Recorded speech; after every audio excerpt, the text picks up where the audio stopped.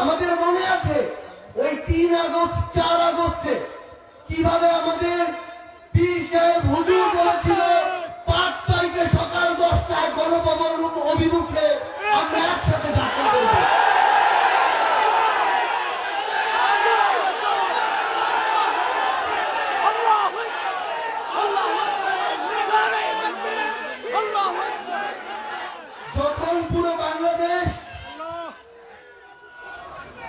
যখন পুরো বাংলাদেশের মানুষের মনে ওই খুনি হাসিনার বিপক্ষে 5 তারিখ সকাল 10টা 11টা 12টার দিকে ওই গণভবন অভিমুখে যাত্রার জন্য যে একটি অবিরাম পথ চলা শুরু হয়, তখনই খুনি হাসিনার মসনদ কেঁপে ওঠে। তখনই খুনি হাসিনা বছরের পর বছর ধরে এত অহংকার, সবকিছু চূর্ণ বিচূর্ণ হয়ে যায়।